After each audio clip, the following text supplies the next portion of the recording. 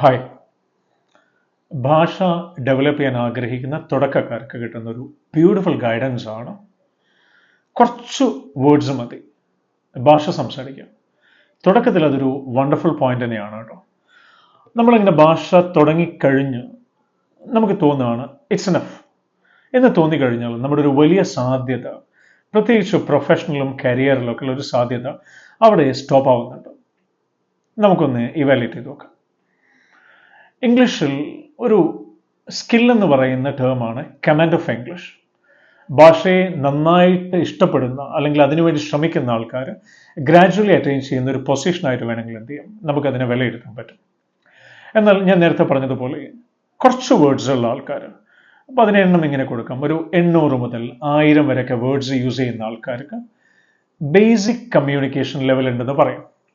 അവർ സംസാരിക്കുന്ന സമയത്ത് ലാംഗ്വേജ് പറയുമെങ്കിലും മേ ബി സംസാരിക്കുന്ന സമയത്ത് സ്റ്റക്ക് ആവാം, വാക്കുകൾക്ക് വേണ്ടി ഫംബിൾ ചെയ്യാം, അല്ലെങ്കിൽ കൃത്യമായ വേർഡ്സ് നമുക്ക് യൂസ് ചെയ്യാൻ പറ്റില്ല. ഇൻ ടോട്ടൽ പലപ്പോഴും നമുക്ക് ഒരു ഉദ്ദേശ രീതിയിൽ കൺവിൻസ് ചെയ്യാനോ ഇംപ്രസ് ചെയ്യാനോ പറ്റില്ല. എന്നാൽ അതൊരു കോൺവെർസേഷണൽ ഫ്ലുവൻസി എന്ന രീതിയിലേക്ക് നമ്മൾ മാറ്റിയെടുക്കുക. 800 to 1000 പകരം ഒരു 3000 to 5000 വേർഡ് എന്ന രീതിയിലേക്ക് കൊണ്ടുവരികയാണെങ്കിൽ ഈ പറഞ്ഞ രീതിയിൽ പ്രൊഫഷണൽ ലെവലിൽ നമുക്ക് കമ്മ്യൂണിക്കേറ്റ് ചെയ്യാനും കൃത്യമായിട്ട് കൺവിൻസ് ചെയ്യാനും ഒക്കെ നമുക്ക് പറ്റും. അതിനൊരു സൊല്യൂഷനായിട്ട് നമുക്ക് ഇങ്ങനെ കൊണ്ടുവരാം. ലാംഗ്വേജ് എന്ത് ചെയ്യുക, വെക്കാബുലറി ഈ കോൺവെർസേഷണൽ ഫ്ലുവൻസിയുടെ ഒരു കീ റോളാണെന്ന് മനസ്സിലാക്കുക. എന്നിട്ട് അതുമായി ബന്ധപ്പെട്ട എൻഗേജ്മെൻറ്റിൻ്റെ ഭാഗമാവുക. പോഡ്കാസ്റ്റ് കേൾക്കുക, നന്നായിട്ട് വായിക്കുക, ഈ ഗ്രൂപ്പ് ഡിസ്കഷനിലൊക്കെ കൃത്യമായിട്ട് പങ്കെടുക്കുക, അത്യാവശ്യം ജേർണൽസ് ഒക്കെ എഴുതാൻ എന്ത് ചെയ്യുക, പ്രാക്ടീസ് ചെയ്യാം.